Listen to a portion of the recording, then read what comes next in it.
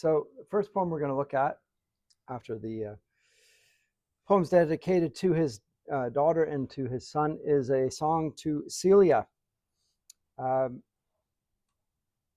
This is a poem, like most of Jonson's lyrics, based on a classical original poem. It's a series of paraphrases from passages in letters written by Philostratus, Philostratus, who's a Greek rhetorician, writing in the Roman imperial age, but writing in Greek. It's been conjectured that this and the other songs to Celia written around the same time, and addressed to some lady of his acquaintance. It's not his wife. But as I say, he is writing on a classical writer's poem and the subject matter therein. So this is Celia and the famous first line. Drink to me only with thine eyes, and I will pledge with mine. Or leave a kiss but in the cup, and I'll not look for wine. The thirst that from the soul doth rise, doth ask a drink divine. But might I of Jove's nectar sup, I would not change for thine. I sent thee late a rosy wreath, not so much honoring thee, as giving it a hope that there it could not withered be. But thou thereon didst only breathe, and sent'st it back to me, since when it grows and smells, I swear, not of itself, but thee. Very sentimental poem in some ways. I don't think it falls into the template of a courtly love poem. There's no sense of adultery in this. But there is certainly a sense of profound admiration for a member of the opposite sex, and a sense of something that is transcendent even in that admiring glance. So not just, and there's a little whiff of Platonism in this as well, in the sense that he's playing on the idea of an eternal realm of ideas. So it's less Christian than the poems related to the death of his children, and it's more in the Neoplatonic, perhaps, vein of thinking. Associating things with other things, and of material things with immaterial ideas. So almost a little bit more like a metaphysical, except the comparisons are not outlandish or, far-fetched. Like comparing somebody to a pair of compasses is not exactly one that occurs immediately or appears to be an appropriate one, whereas here, I think the imagery and the associations are pretty standard. And it's just, as I say, a song of admiration, and with but playing on different and mixtures of various senses. So I don't want to call it synesthesia. So you associate, so let's say drinking with seeing. But again, these are common associations in poetic vocabulary as well. You start to associate one sense with another sense. And it does seem like he's doing that there. So drink to me only with thine eyes, and I will pledge with mine, my eyes, that is. Or leave a kiss but in the cup, and I'll not look for wine. So he's not interested in the wine per se, but rather the love that is instigated by the wine. I mean, wine gives joy to the heart, makes things a little bit cheerful, a little bit easy. So there's a little bit of amorousness in there, but that amorousness leads upward. And again, there's a sort of sense of the ordo amoris in here, that the one love gives rise to the idea of the other love and the higher love. And at first it's just her eyes, and then it's her love, the kiss that's in the cup. So it's a further extension from visual to more of a association with the visual. But then the thirst that from the soul doth rise doth ask for a drink divine. So, but that leads to a further and higher form of love. And might I but of Jove's nectar sup, I would not change for thine, but hers is superior to that. So it is a love lyric. Her love is sweeter than wine. I mean, it is a bit like the Song of Songs. Kiss me with your mouth, your love is sweeter than wine. There's a little bit of that sense here. Second stanza, I sent thee late a rosy wreath, not so much honoring thee as giving it a hope that there it could not withered be. So she has the sense of eternal and unchanging and perfect. But thou thereon didst only breathe and sent'st it back to me, since when it grows and smells, I swear not of itself but thee. So he is idealizing the woman, Celia, in this. The question is whether there's anything illicit in this, and I don't think there is. I do think there's idealization, however. So whoever this woman Celia is, and I don't think the critics are have a consensus on who this would be, and I'm not sure it matters who it is. It is a woman that is the object of his admiration. And the woman may not even be a woman, it's an idealization of a woman. It's a bit like Beatrice in Dante's lyrics. The ideal object of his love, his admiration, his desires is met in the woman, and the woman leads him to heaven, contemplate the things of heaven, but even the things of heaven, as in the nectar of the gods, what Jove drinks, because the gods and the Greek gods, they eat ambrosia and they drink nectar. But that would be inferior to her. So all is in the praise of the woman. In that sense, it is a lot like a Petrarchan love poem, except this one seems to be innocent, shorn of any sense of illicitousness. But she's certainly praised and associated with almost divinity. So he sends her a wreath, and all she does is breathe on it, and she just breathes on it, and it doesn't smell of her breath; it smells of her. So the association of something more important and seminal in the person of Celia, whoever this is. It's an idealized relation between, is it between the two sexes? Maybe it is.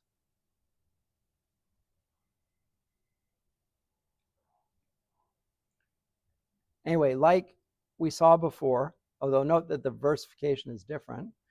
Eyes, mine, cup, wine, rise, divine, sup, thine. A, B, C, B, A,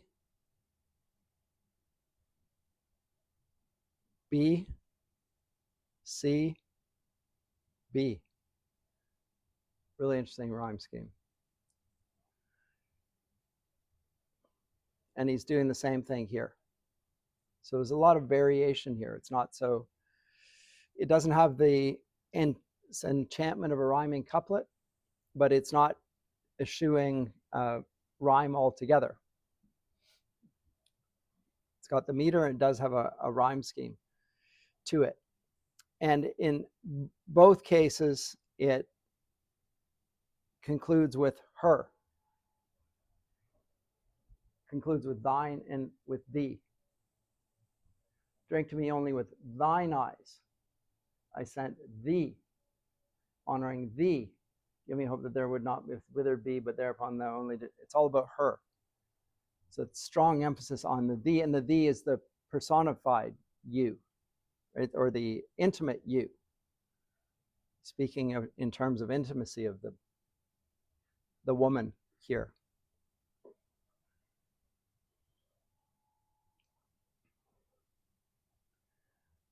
So I have no idea. Even the name Celia probably taken from Philostratus.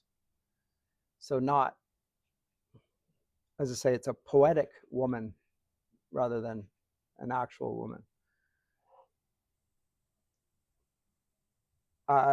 Comment or question about this? Oh, I do have 2 Panzers. Yes, but that's for next week.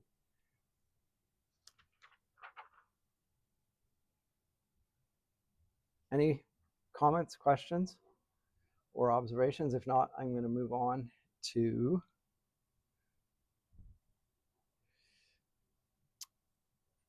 the Clerimont song. Get rid of that.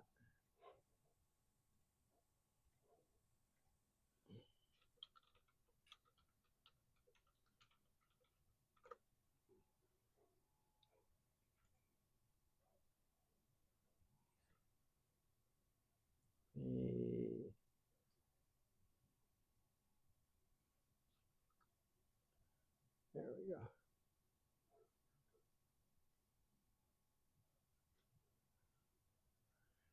Poetry cat. Never mind.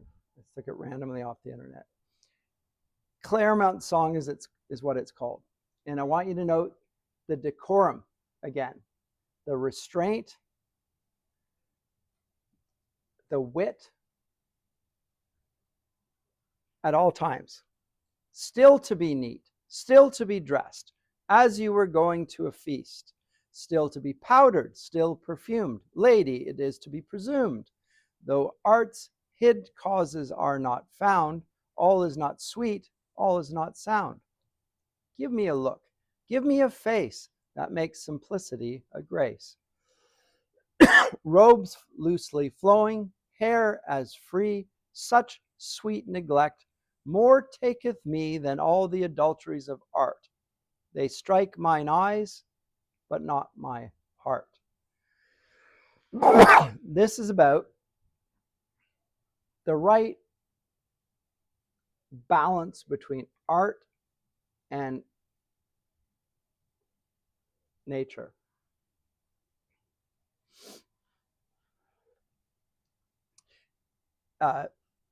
When it comes to verbal artistry, poetry,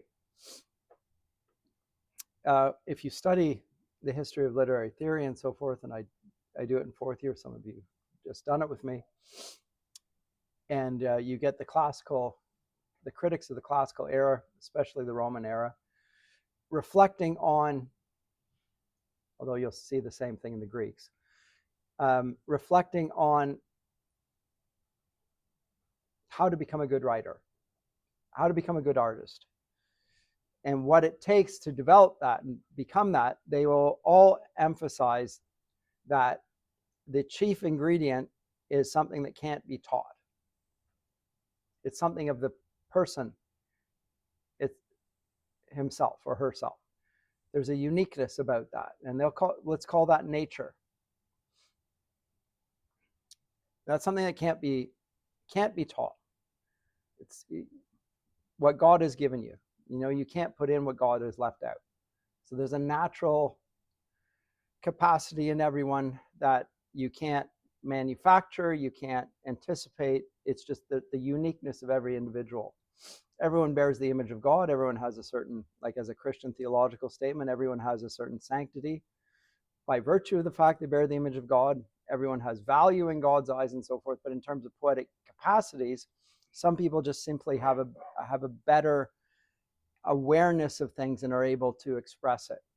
And you can't teach that. It's just there, as it were. And we could talk about that as a talent. Some people are tone deaf. Some people can't sing. Some people have a beautiful natural voice.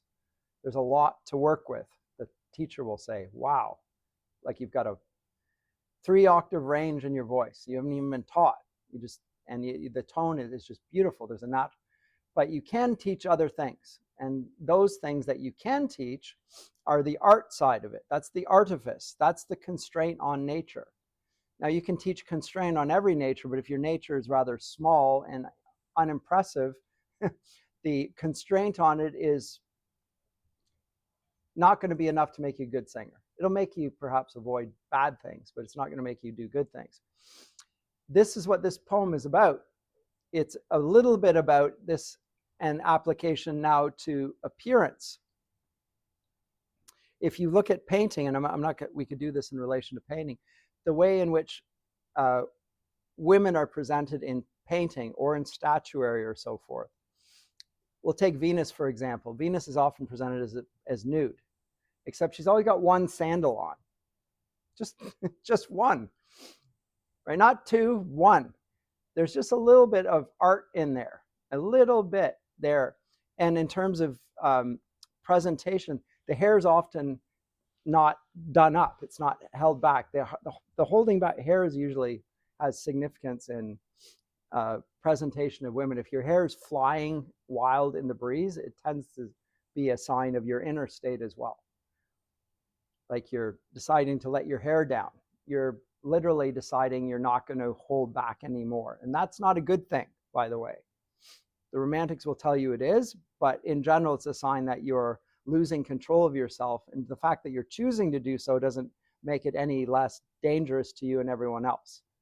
So holding yourself in restraint is seen as a good thing in general, but too much of it, and now I'm talking about poetry as much as presentation, too much of that appears to be overdone, and you're too buttoned up and you're no fun. There's no delight in it. It's just everything's hemmed up and you're a little bit too tightly wound up, all that sort of stuff. This is what he's talking about, but he's talking about it, as I say, it's Clerimont's song. And he could be talking about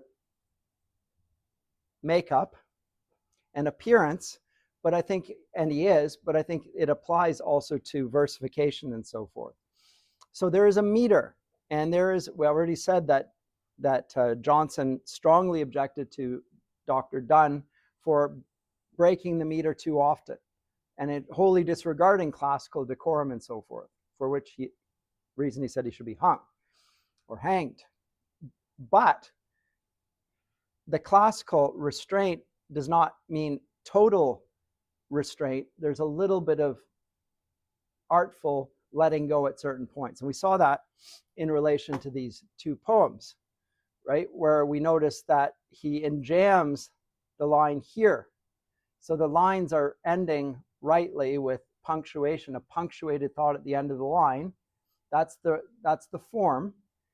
And then there's the content, and sometimes the content is so powerful that it overruns the form, just like your tears escape from your eyes at certain points. You let loose the tears. Now you're not all blubbering, you're not a blubbering mass of tears here, where every line's running over into the next line where there's no restraint and it's just grief, grief, grief, grief, grief.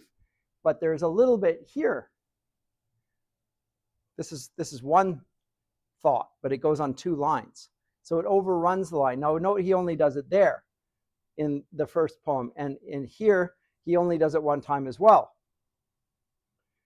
After his thought, oh, could I lose all father now? At that thought, and then the thought that ensues after that leads him to run the line over into the next line in response to that thought of losing everything about him that was father, which is an over-exaggeration. You don't want to lose. If you're a father, you don't want to lose the sense of the importance of being a father. But you do want to lose it in the sense that it's almost a station in life. It becomes part of your identity. After you're a father, you're always a father. Even if your child dies, the father in you has been let out, as it were.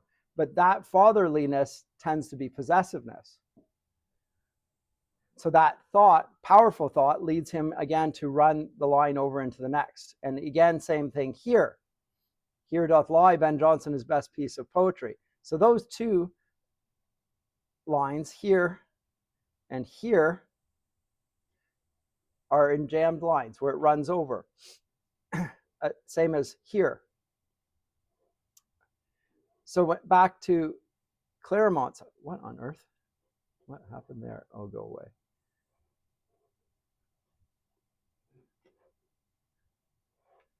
I don't don't even know what I did there. Rube, when he talks about a face with, as it were, without makeup, without adornment, with robes loosely flowing, hair as free, such sweet neglect more taketh me than all the adulteries of art. So now he's presenting them as opposites, art and nature. I'd rather have the nature than the art.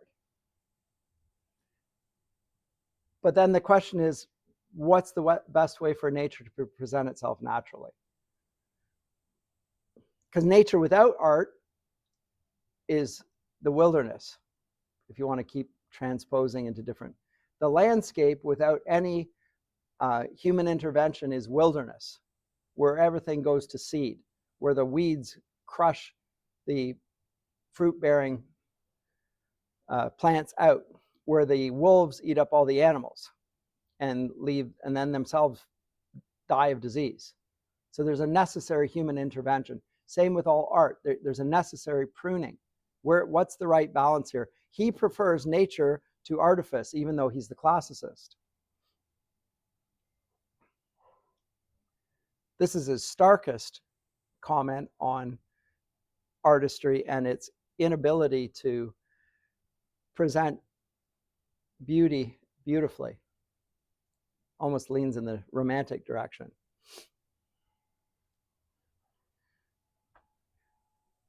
So here is really Jonson's praise to nature as opposed to art.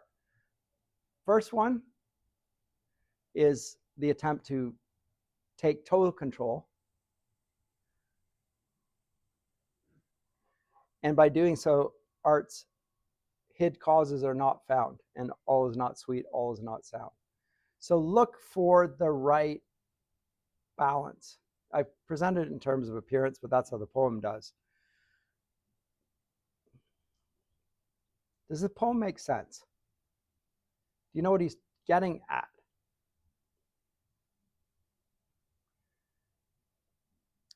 In terms of, you can apply this to almost any field.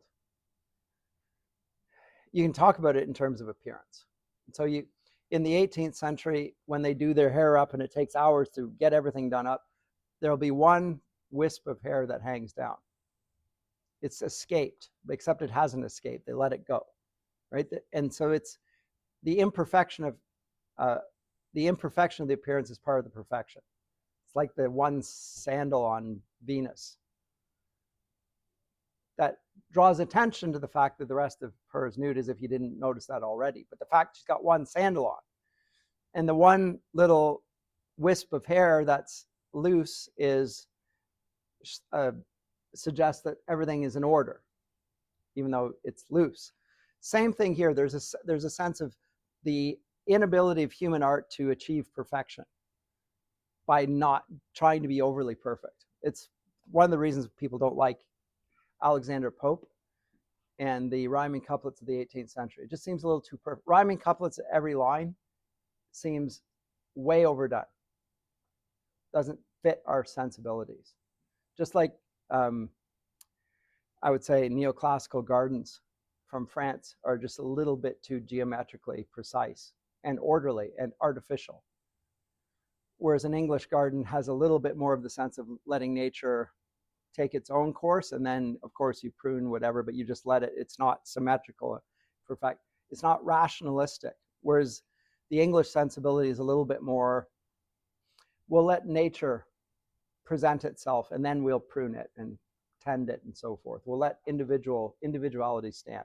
Whereas the rational template sort of crushes individuality. If that makes any sense. If you want me to look at gardens, we can look at gardens and so forth. But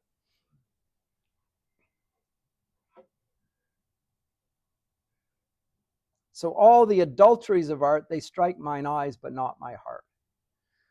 Where something a little less perfect and a little bit more of the individual there. So the individual comes out more in this. I think it's a very English sensibility. I don't see it to the same degree in France and in Italy and in Spanish. In other words, in Catholic artistic sensibilities.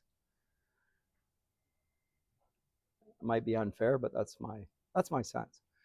Any comment or question about that observation? Anything? Sure, go ahead. I just think, kind of in terms of its application, it to me just like makes sense in a broader even sense of like say the household or something that equivalent, not just simply writing. And what I mean by that is like a man is supposed to have his household in order, but he's also not supposed to be overbearing to his household. Right. So there's an element of structure, but also an element where there's also loose liberty within certain confines and whatnot, and even just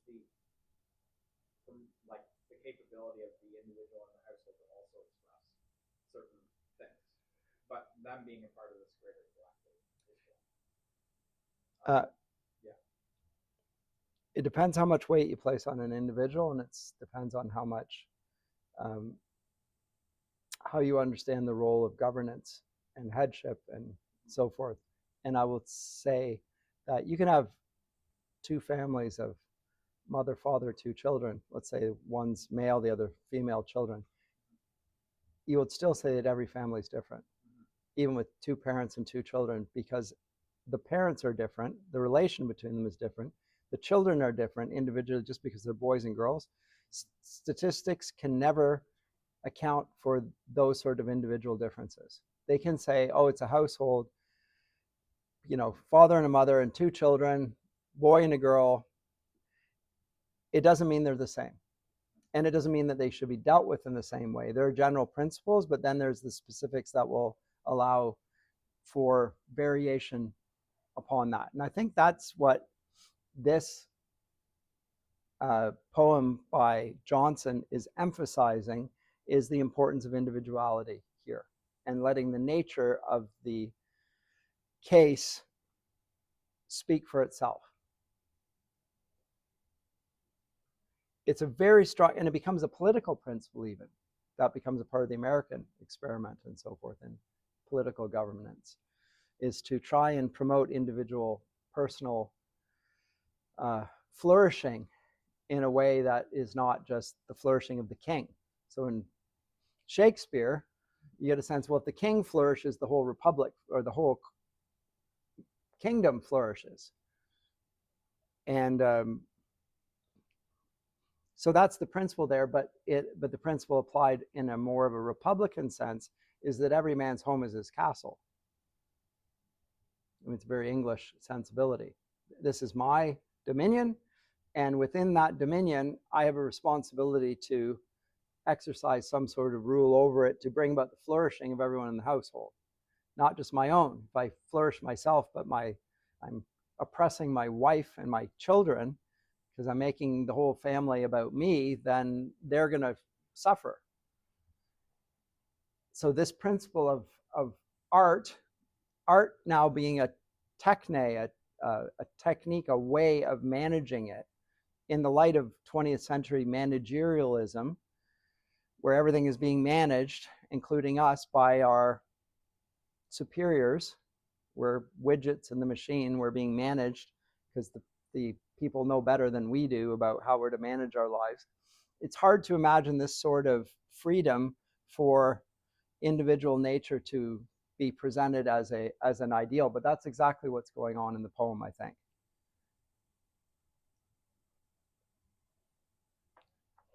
So you can imagine at the outset, we're going to a public occasion, let's say a party or something like that. You're not even dressed.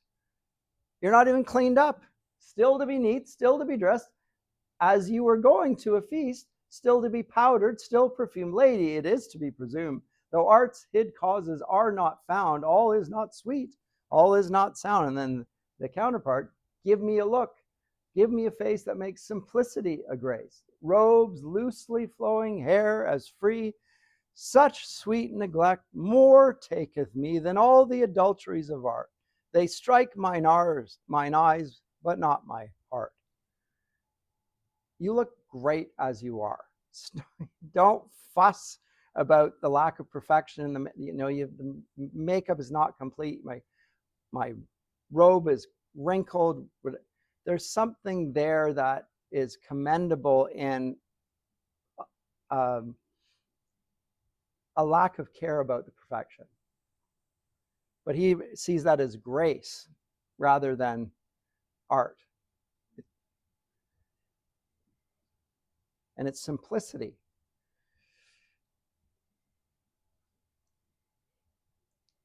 If you want to look, I really like, and you can do this yourself, compare French and Baroque gardens of Italy, Spain, France, Greece, where the ideal is put a tree in a pot. You take the tree, you take it out of the ground, you put it in a pot, and then you prune it to the point where it looks like a geometrical shape. And that's your idealization of the nature of art and nature. You have nature in a pot.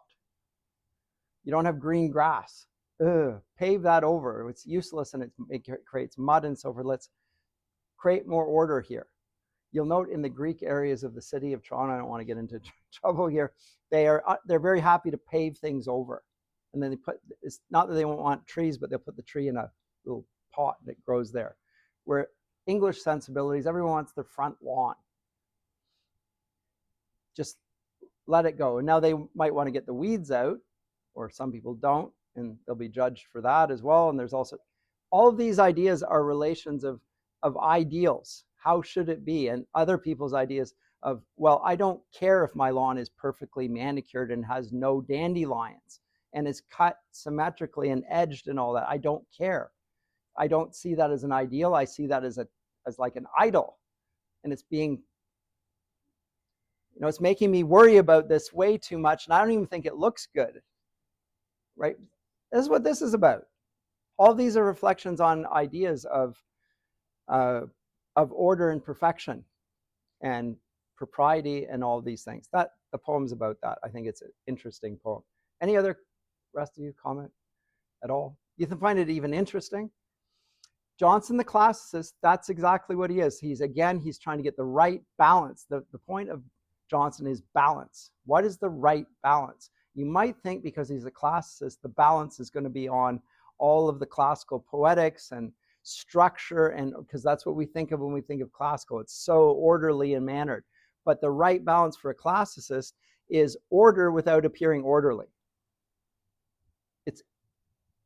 It's not conspicuous artistry. It's inconspicuous artistry, although it's still there. Now, the Romantics want to achieve the same thing. They want artifice to retreat and nature to come forward. The question is, how do you do that? The Romantics say you pull the artifice back entirely, so they don't write and rhyme at all. That's not true. But they start moving in that direction. They speak in blank verse. They write in blank verse, like Shakespeare and Milton.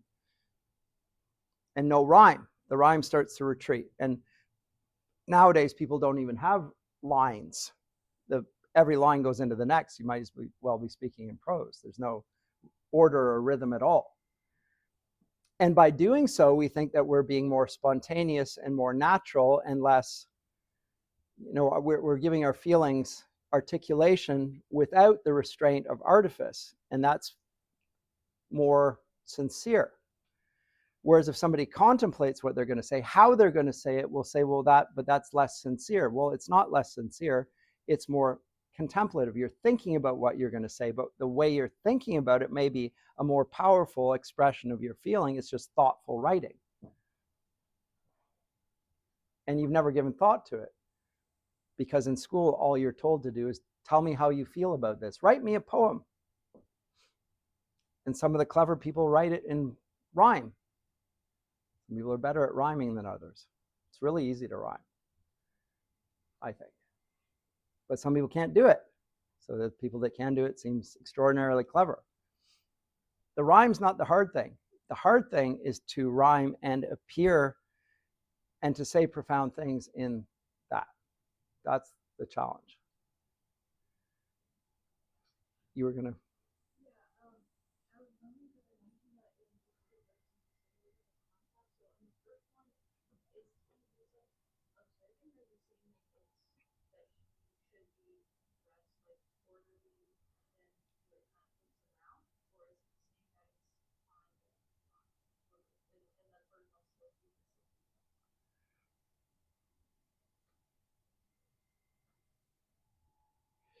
It's, well, first of all,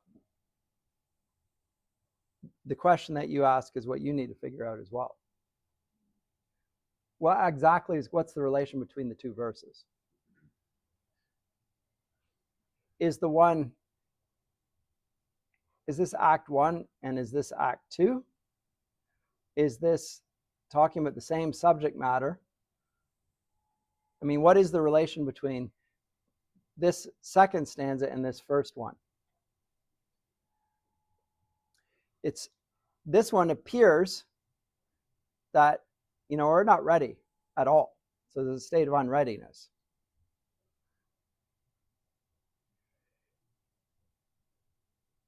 And even though art's hid causes are not found, you can't go like that. That's how I take this. So this is a young woman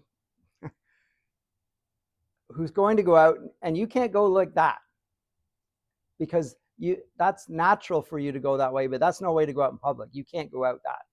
Though you've not yet found art's hid causes, you can't assume that the way you got up is the way you're going to go out. You can't do that. Something needs to happen first. You need to be prepared to go out. So you need to apply art. You need to apply cosmetics. You need to apply the standard, some form of beautification needs to go on here. It's applied to a young woman, but you could say the same thing for a young man. You've got to clean up. You cannot go out like you've just rolled out of bed. Okay, so that's the one thing. On the other hand, so it sounds like he's pushing her towards artifice, but then there's the, were you going to?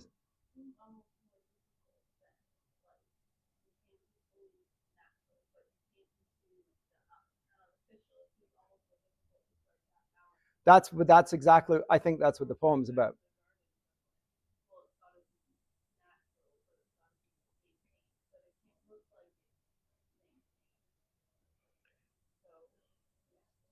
Natural's not good. Though you haven't found art's hid causes, that doesn't mean you can just go as you are. You have to find the hid causes of the art. The principle's there.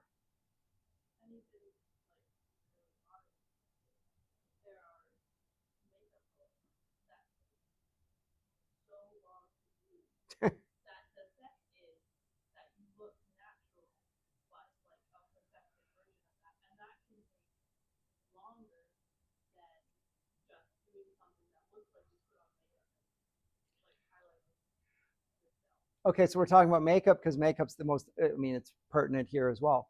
And it's an illustration of it. And again, cosmetics are things from the cosmos, right? And really, if you want to take it in the sense that I think it should be applied, not necessarily cosmetics, but beautification, you're to some degree, you're applying metaphysical things to physical things. You're applying the ideal to the finite particular thing here. So you're putting the cosmos, the universe, in your face. That's what cosmetics are, right? You're making your face look like the heavens. The beauty of the heavens is being reflected in the face. Okay, so what's the ideal? Well, the ideal is to apply makeup so it doesn't look like you're wearing makeup. What? You can't avoid makeup, because if you avoid makeup, that's not good. You're assuming a little too much there. Maybe if you were sufficient, I mean, if somebody was so extraordinarily beautiful, they didn't need to wear makeup at all, wouldn't that be great?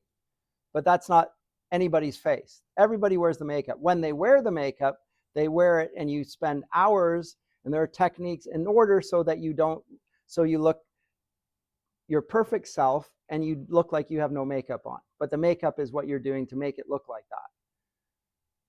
That's what we're talking about, right? I think that's what the poem's about, but it's not really about makeup. It's about art in general. What is art meant to do? It's to make nature look natural. It's, as Shakespeare's Hamlet says, is to hold the mirror up to nature as to show her her true self, to show virtue, its form. That's what you're trying to do. And that is a technique of bringing what is in your nature and making it look natural.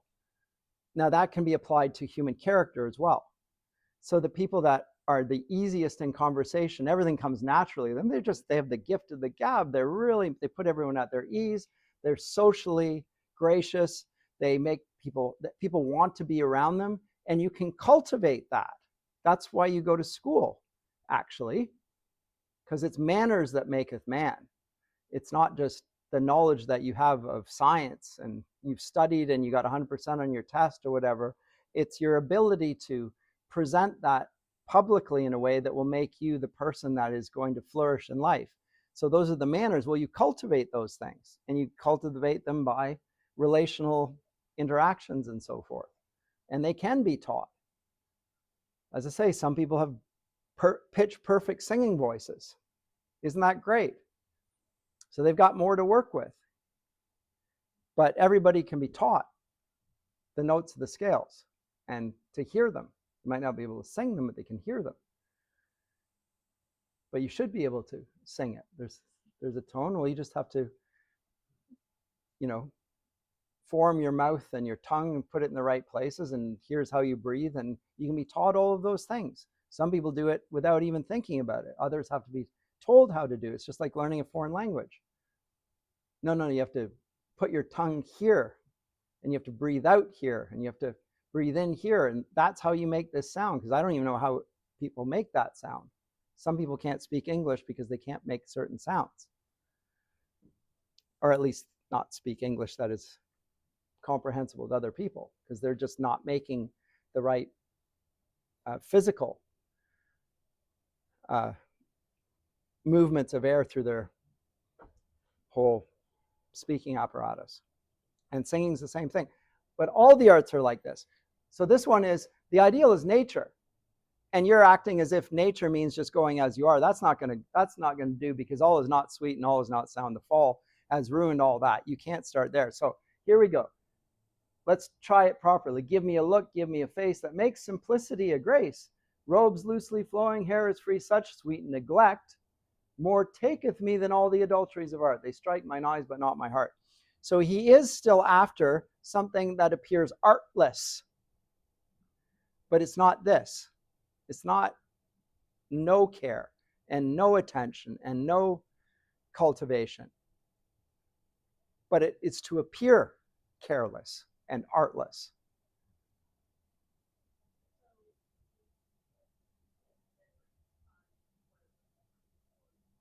So if you want to apply it in Christian terms, that's exactly what it is. And so Milton writes in his Treatise of Education, 1642, 44, thereabouts, that the purpose of education is to restore the ruins of our first parents, to restore the ruins of our first parents, Adam and Eve, by learning to know God aright. So there's the process. You learn to know God aright, and thereby you're recovering what Adam and Eve lost in the process. And then he goes on to say, but since there isn't sufficient time in life to learn everything that ever has existed, we spend our time focusing on those people chiefly renowned for wisdom. And then he says, I almost said the Greeks, because so that's why he recommends studying the Greeks. You could add further reasons for it. The New Testament's written in Greek. It's the language of the cultivated Romans during that era. And so Christendom has been woven into the Greek language and the Roman culture, all of those things. He doesn't say that. He talks about the works of wisdom. John Calvin, in his Institutes, begins by saying that education involves learning of God and of man. You need those two things. You learn from God through the scriptures, of course. But you can also learn about man by studying the humanities. Too much theology, there's no such thing as too much theology. There's too much theology divorced of anthropology. There's too much of that. Because then you're not applying the particular situation of being in this world. And you're neglecting the significance of the incarnation. And you're neglecting the importance of embodied existence in the company of other people and the social aspect of human nature and so forth. You get involved in, apparently abstract ideas being battled out and so forth. And there's your theology, but it's not applied in the human sphere. But the incarnation is that perfect fusion of God and man. The two are one. So there's the pressure point. And I think he's talking about this as well in some ways, although he's more talking about in the realm of dominion. But yes, it's recovering, the inner Eve or the inner Adam and bringing it to full expression. That's my sense. I don't know what your thoughts on that are, but that's my sense here with this poem. And it really matters how you see what you're doing in that sense as an educator, and even as a person. What am I trying to do here? What is my, what's the template of perfection here? It's certainly not what the magazines are telling me. It's interesting that Paul writes on makeup, and even Augustine does. In the 4th book in De Doctrina Christianity, he agrees with the Apostle Paul in talking about ornamentation. But that's what he's talking about with rhetoric, because you can puff up with rhetoric. You can be very impressive and so forth. And he said that's just vanity. There's nothing in that. Same thing as if you focus on your cosmetics. You're making yourself beautiful by a certain standard, but what the Lord looks upon with and greatly prizes is an inner beauty. Cultivate that. It's not that there's no relation between the two, but that's the thing that we're to draw attention to, is the inner beauty, because your looks are going to fade. And likewise, your life is going to end. And where is rhetoric rightly pointed to? And Augustine, like Paul, it seems to me, makes a focus on things that are eternally valuable. So the particularity of superficial appearance, that's just, and its connection with cosmetics is just an occasion for making a very important point about the focus of a personal life. Cultivate the garden of yourself, and the garden of yourself is not seen in your appearance only, but it doesn't mean it's not there at all. Right? It's more prior. Where's the emphasis? Right? Don't go out looking like $1 million and be a monster snarling underneath it. You'll make a greater. If you look at Pride and Prejudice, it's talking about this as well, right? Austen's talking about these sorts of issues in her heroines, and Sense and Sensibility, and it's really about this. Austen the classicist. So makeup is not really only about makeup, and getting ready to go out and present yourself in public it's a little bit more than making sure you get married off to a rich man and, materialism. No, it's not really about that. You're reading it very, very superficially. That's not what she means. It's not that that's of no importance. It is of importance, but there's a lot more than meeting a man with 10,000 pounds. They add that at the end. Yes, and he has 10,000 at the end that's thrown in. Yeah. And that's the big laugh.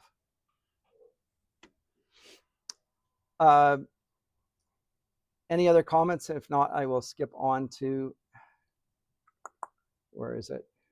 To the memory of my beloved, the author. And this is about Donne, I believe.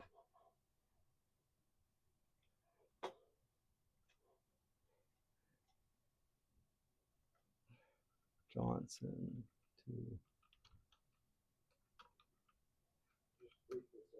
Yes.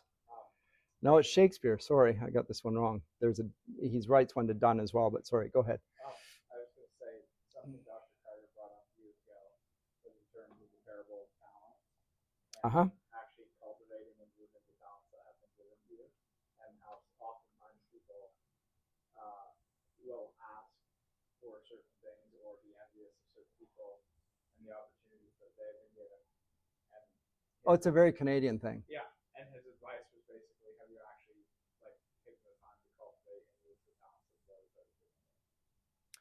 That's the first thing. And the second thing is, with the talents comes certain things that you don't see and haven't considered. Because having a talent without having the ability to handle the talent would not be a good gift. And part of a talent, rightly administered, would be the character that would go with it. Yeah, and that's kind of what I would say Romans 12 is really dealing with in terms of the gifts. It not only talks about the gift, but then how to use them. Like kind of. Tolkien talks about this as well. In, let's say, like this is very apropos at the moment with the transhumanist thing, with the Palantir. So here we have a power to see in the future, one of the seeing stones, right? There are 7 of them, and they're intended for the kings. And the king can wield them and can use them. Anybody else, it's perilous. You use that, like Pippin looks into it, and it opens him up, and he doesn't know how to handle it. His character is not virtuous enough, and he's not right.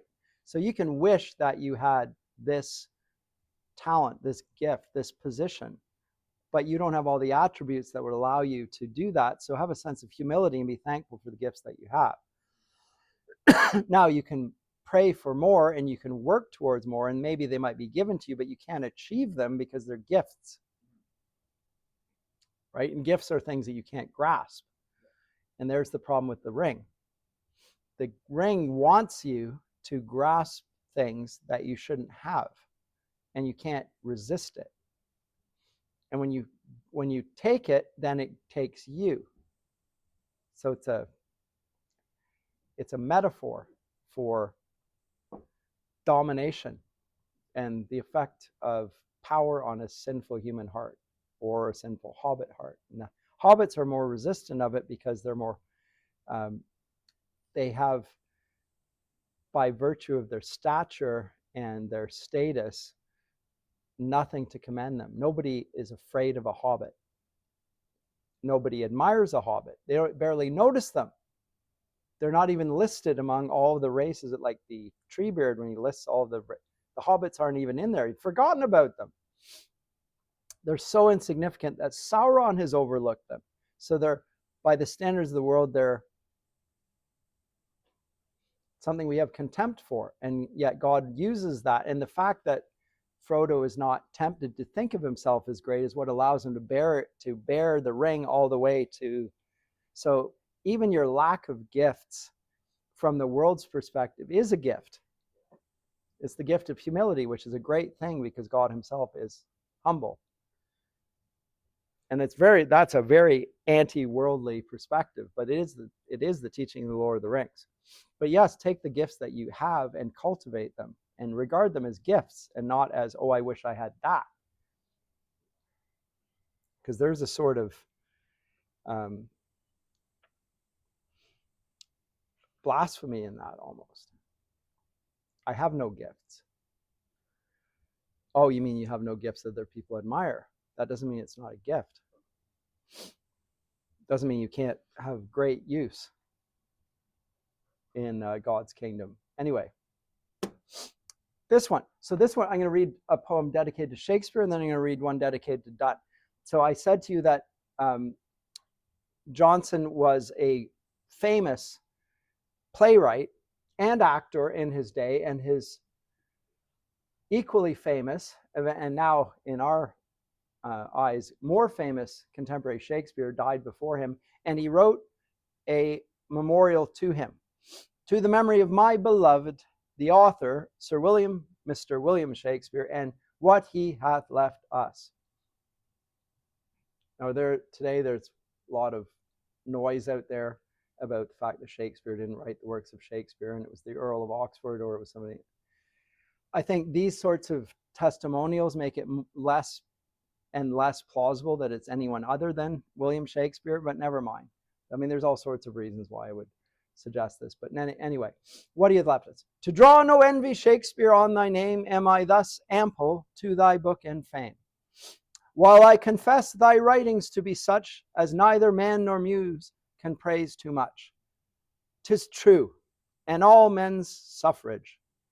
But these ways were not the paths I meant unto thy praise, for silliest ignorance on these may light, which, when it sounds at best, but echoes right, or blind affection, which doth ne'er advance the truth, but gropes and urgeth all by chance, or crafty malice might pretend this praise, and think to ruin where it seemed to raise. These are as some infamous bawd or whore should praise a matron. What could hurt her more? But thou art proof against them, and indeed above the ill fortune of them or the need. I therefore will begin. Soul of the age, the applause, delight, the wonder of our stage. My Shakespeare, rise.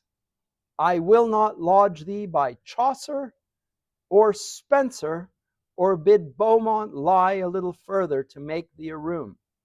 Thou art a monument without a tomb, and art alive still while thy book doth live, and we have wits to read and praise to give. That I not mix thee so, my brain excuses. I mean, with great but disproportioned muses. For if I thought my judgment were of years, I should commit thee surely with thy peers, and tell how far thou didst our Lyly outshine, our sporting kid, or Marlowe's mighty line. And though thou hadst small Latin and less Greek, from thence to honor thee I would not seek for names, but call forth thundering Aeschylus, Euripides, and Sophocles to us, Pacuvius, Accius, him of Cordova dead, to life again, to hear thy buskin tread and shake a stage. Or when thy socks were on, the buskin tread is the tragedy and the socks are the comedy. Or when thy socks were on, leave thee alone, for the comparison of all that insolent Greece or haughty Rome sent forth, or since did from their ashes come. Triumph, my Britain! Thou hast one to show to whom all scenes of Europe homage owe. He was not of an age, but for all time, and all the muses still were in their prime, when like Apollo he came forth to warm our ears, or like Mercury to charm. Nature herself was proud of his designs, and joyed to wear he dressing of his lines, which were so richly spun and woven so fit, as since she will vouchsafe no other wit. The merry Greek, tart Aristophanes, neat Terence, witty Plautus, now not please, but antiquated and deserted lie, as they were not of nature's family. Yet must I not give nature all. Thy part, my gentle Shakespeare, must enjoy apart.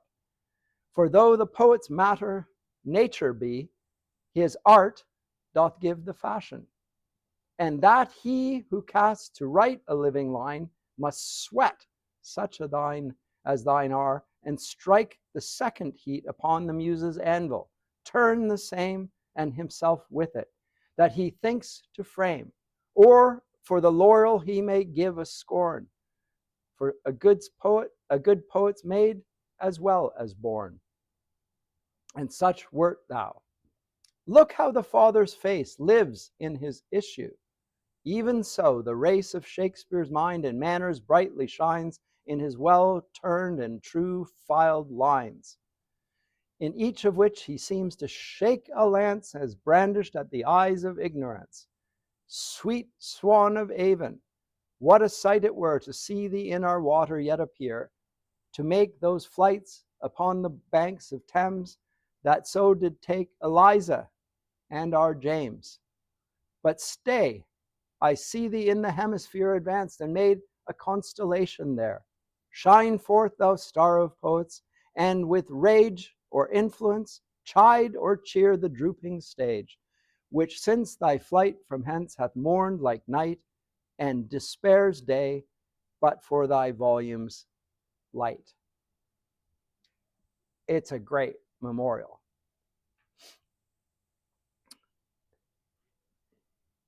Rhyming couplets throughout, spanning the whole theater of his day, including the Greeks and the Romans in it, reflecting on the relation of nature and art and time, as in what we call context, talking about a universality and talking about his greatness in the relation of this. This is a very classical way of reflecting upon Shakespeare and his works, considering him in the light of the past and the present. Again, this is by Jonson the classicist. He comments on the fact that Shakespeare has little Greek, small Latin, and less Greek. In other words, he's not classically very impressive, and yet he outshines the ancients. This will give rise in a century later in something called the Quarrel of the Ancients and the Moderns in the French Academy over which is superior, the modern age or the ancients. And Shakespeare is advanced as the case for the moderns. We have those amongst us who are superior even to the Greeks. And they'll observe that Shakespeare doesn't always follow the orders of artifice. He seems to do his own thing. He follows his own nature. So these discussion points arise in large part because the flower of this period, the great writers of this period, seem to arise from nowhere and to have no peer. I think Shakespeare is amongst them, and I think Milton is. The two great English poets that live a short span of 50 years from one another. For me, Milton writes the great epic, and Shakespeare, his tragedies and comedies are, I would say, superior even to the ancients. Certainly can draw a comparison to them. And note the reflection, though, on art and nature in all this. And from the classicist, Jonson reflecting on all of these things. And again, though thou hadst small Latin and less Greek, from thence to honor thee I would not seek for names. So the classicist, who isn't putting the classics in the past, but saying this is the standard and you've exceeded their standard. That's what classical education ought to be. It's not a standard you can't meet. It's a standard that you should be able to see and therefore compare yourself to. And in each case, he doesn't do what we've just done by reflecting on Scripture. The aim really is to have Christ as the model, or Adam and Eve. We're to restore the ruins. We're to make art the nature of the Garden of Eden. That's the nature we're after. Where God walks amongst us and is honored. That's the aim of art. So, anyone want to comment on that? It's so long that I don't want to go through it bit by bit.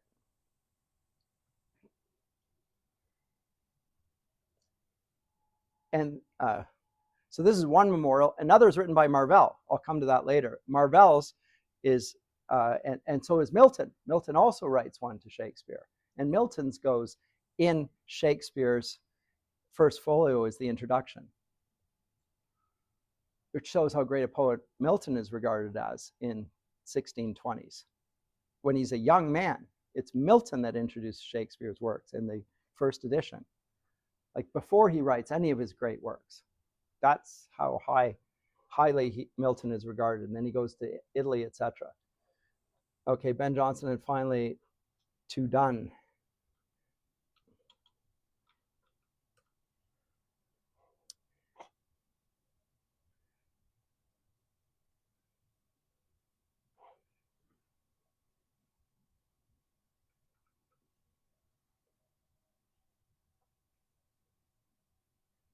Lines. There we go. Let me put it so you can see it at the back. So that one was to Shakespeare. This one is an epigram, and an epigram is not the same thing as a epigraph. Epigram is a shorter form of writing, more along the lines of Horace, and so forth.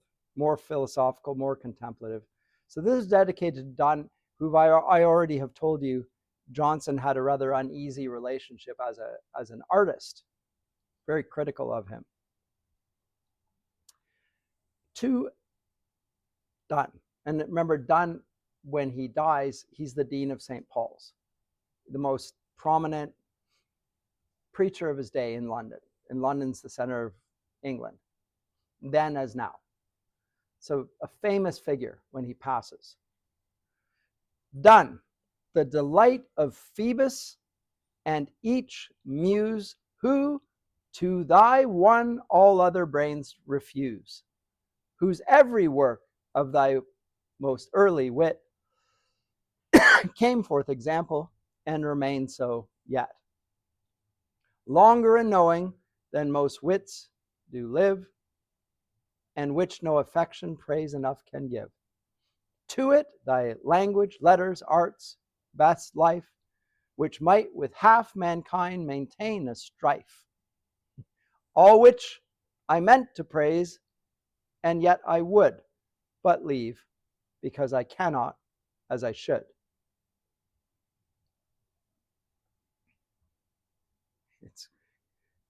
It's kind of a funny poem.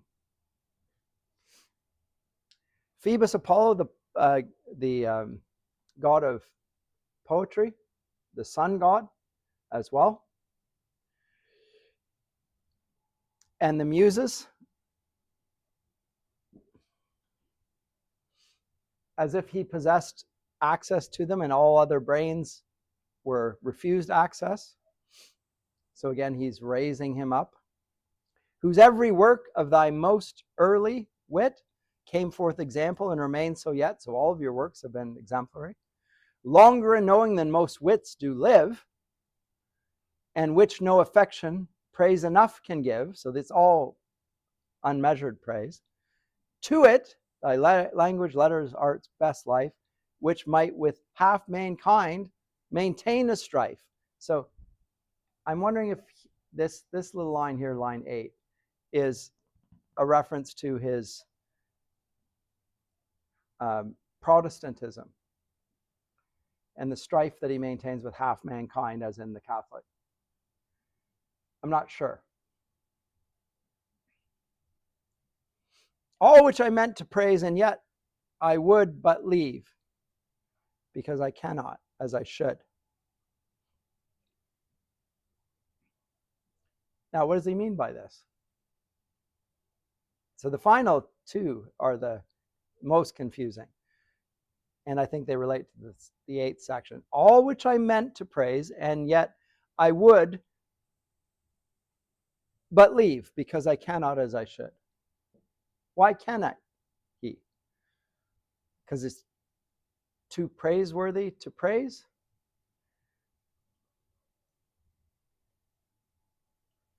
All which I meant to praise, and yet I would, as in I would still like to do that, and then he can't. Or he leaves because he cannot as he should. Why can't he? Because it's the praiseworthy that's beyond his ability to praise for it, because it's too praiseworthy for him to achieve in his aspiration to praise him, or because there's some other reason. Yes.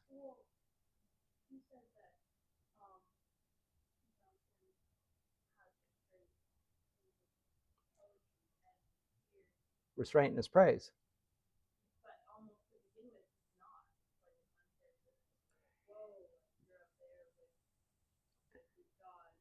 So he begins with over-exaggerated praise.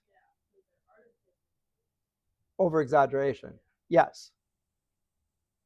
I think there's always artifice in what Jonson writes.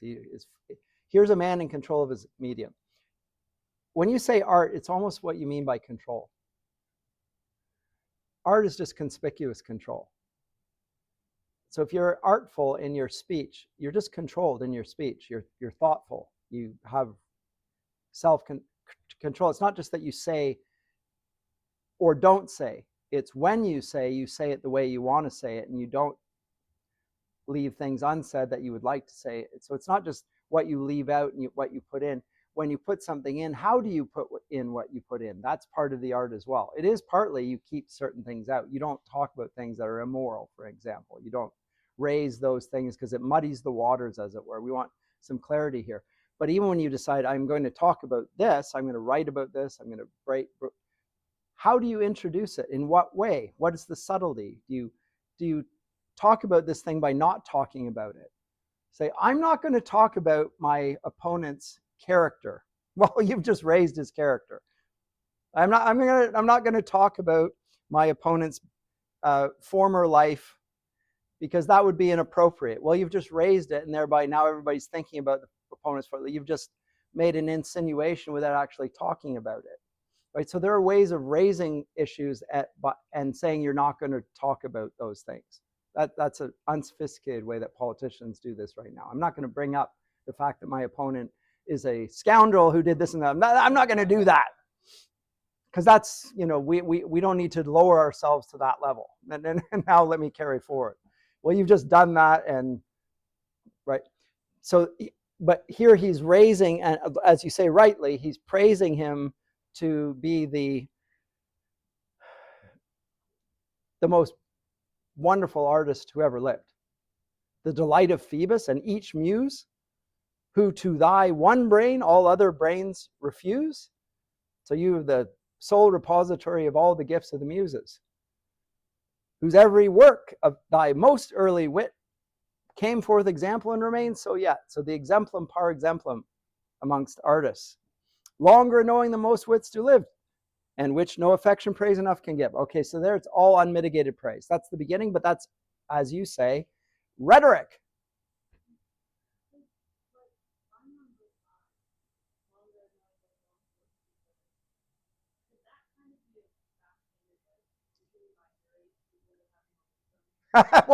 well, longer in knowing the most with, well, I don't know. I mean, he is living to into his 60s, so I guess, I mean, in this age, maybe people die younger than that, but maybe it is some sort of weird backhanded. It could be as well. Yeah. And let me tell you that Jonson is very witty, extraordinarily witty. So if you read his like Volpone, the play, it is hilarious, very, very funny.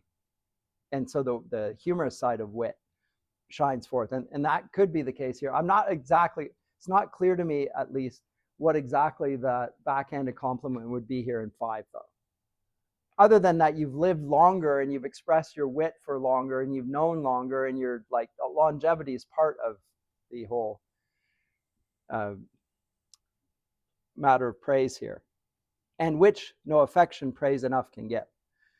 I don't see it there. I just see it as unmitigated praise, which seems to me like he's over egging his pudding, to put the way the British put it. You put way too much into this. Like there's no limit to the praise. At least with Shakespeare, there seemed to be, it was less fulsome. This is just, and to it, language, letters, arts, best life. But then there's the twist, and the twist only comes here in the last 3 lines, which might with half mankind maintain a strife. Is that a reference to his Anglicanism and against Catholicism? I don't know, because that seemed to me at least a little bit of a cloud in the light here. There's a strife that he's maintained with half mankind. Not necessarily a bad thing either. He's not necessarily harshly critical. He's just aware that that this is a man who will wade into controversial statements in some way. All which I meant to praise, and yet I would. So, and I still would do that, but what you mean I meant to praise? He just did that. Like, if that's not all praise, what is that? All which I meant to praise, and yet I would, but leave, because I cannot as I should. So it seems to me that it's just, whether you think he's disingenuous or not is a different matter, but it seems to me to conclude with, I'm not going to praise as I would because he's too great for me to even praise. He lacks the words.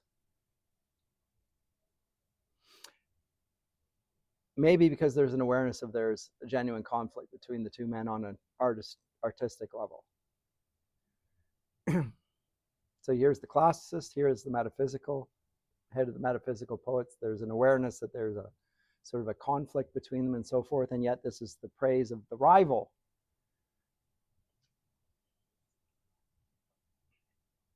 Which is the best form of praise from your critics, and how it should be. I think this is, I would like to see more of this in public life. It does happen. It's part of the parliamentary tradition. Parliamentary tradition, you got two people, two parties in opposition. They're the ones there to burn the rust off the other side, to improve, right? And at the end of the day, that rust burning can be can go a little too far. You're supposed to restrain yourself and not go into certain things. There's a, we're on the same page here. I don't get that sense in modern identity politics. It's a little bit too, there's no common ground. There's no common humanity. So it's all about power and it's all about winning, and who cares what the cost then. This has a sense of common humanity in spite of the differences. I think that's there. I just see this as praise. I would be happy to be proven wrong and that there's something more to it than that, but I don't think so. I think this is just praise.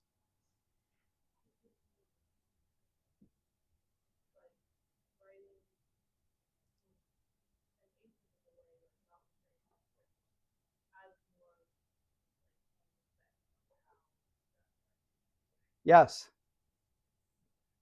Donne is not restrained at all. So I speak similarly to Mr. Donne in lacking any restraint in my praise, and then I'll go back to being me at the end, which is saying, I think too highly of you to be able to express how highly I think of you, which expresses more loudly than everything that he said before.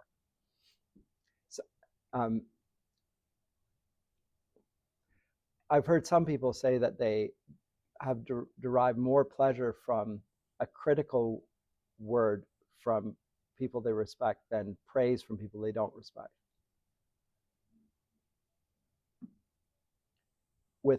Or sort of a measured criticism. So this and that, but they appreciated that more because it seemed sincere. Whereas some people just praise and praise and praise, and the praise is not really helpful.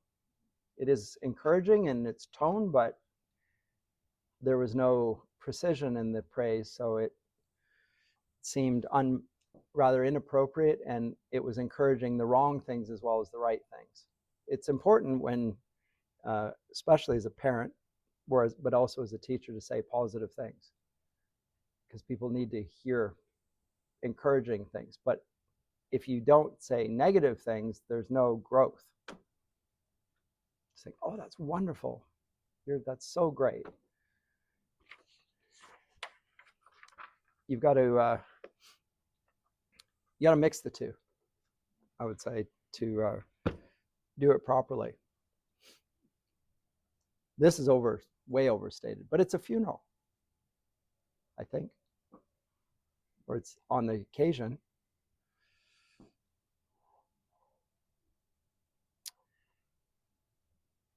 Yes. Yeah, just kind of off the previous thought, I almost wondered too, just in terms of when we were studying that, I remember you bringing up, and it's evident, I think, like the almost absurdity of the poem in one sense, but yet the brilliance in how it's conveyed. And I was almost wondering if Jonson here is almost speaking of that element in like one sense. I think he marvels at the fact that he achieves a certain effect through a mode that he does not approve of. Yeah, and I think that's kind of like when he talks like at the end, he's like, I cannot as I should. Maybe he cannot because he's not of the same type of man. It's almost like I disapprove of your method, but if I were to call you a fool, I would be in error. I would be totally in error. I think it's more than that, though. There's genius in what you've done here, and I totally disapprove of everything you've done to get. But I cannot deny that there's excellence here. Yeah, and so that's where, yeah, when I read it, I was very much inclined to thinking of like even just like some of the things that we talked about in regards to how some people receive his some of his literature is kind of like scandalous. Well, it is scandalous. Yeah. So like even when it says, this is what I was wondering with the half mankind maintain a strife. I was wondering if it's about because people either receive his works and they praise him, or they receive his works and they're like, you've gone too far. You've talked about like two people in bed with each other, saying that they're the center of the universe, like right, scandalous things. Yes. And yeah, I was just wondering if that's how I read it. I think that's legitimate. Yeah, no, that's entirely. So if you're writing essays on things, it's what is a possible interpretation of it, and then what's the correct interpretation. So if it's possible, you can advance it. It's possible because of what I know, what the poem supports, what the author's own work, what the age. So this is a possible interpretation of it. Some are not possible, by the way. There are things that you could say, I think he's saying this, and I'm going to read it and think. There's no chance. I can't see it. It's not warranted by the lines in the poem itself, what we know about Donne and his age, what we know about the context, what we know about all. Like, this is an impossible reading. You're just reading yourself into the situation. Like, he's really writing about cultural Marxism. No, he's not. He's writing against fascism. No, he's not. He's not like those are not. He's not writing about any of those things. Like, dismiss those out of hand. He's writing about racism. It's like put your own culture, set that aside. He's not writing about those things. You might say that they apply to those situations. Well, you can do that in applications, but that's not what he is writing about. So you start with that. That's a possible interpretation. What's the best reading of it? That becomes then, that's what you're trying to do. You're trying to recover the best reading of it, not just a plausible reading, but plausibility you have to do. Yeah. What is a plausible reading of that? And it excludes all the contemporary, he's writing about the issues that concern feminism or, the political stances or identity politics. No, none of those things. You may think that they can be applied to that.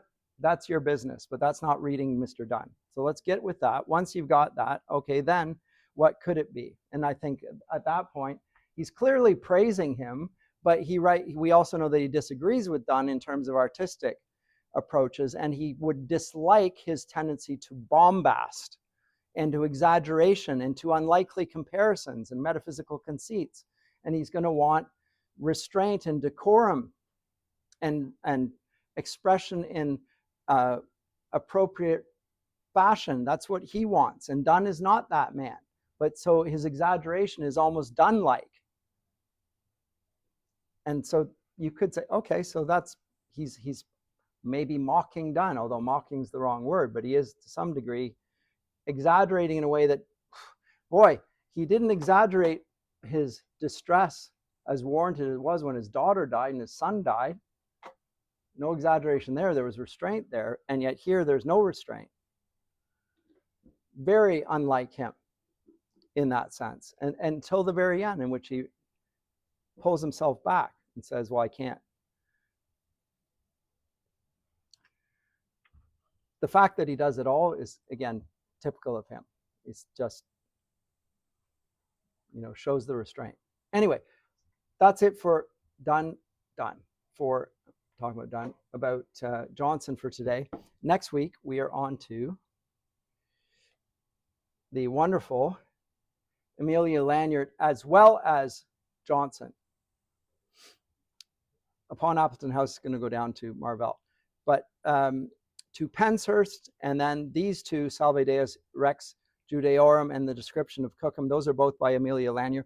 It's the so-called Great House poem. It's a type of poem. And the Great House represents an estate. It represents a Garden of Eden, in which there's a lord, like an Adam or Eve, that exercised dominion over that estate. And what does that look like on the Great House scale? So the house, the grounds, the people that work on the grounds, it's the Lord Grantham. It's Downton Abbey stuff. What, because as a picture of Adam and Eve regulating their house and making sure that everybody is felicitous and that the fields are productive and that sin is restrained and all those sorts of things. Those, so it's typical of the era, and it's a very interesting mode of literature.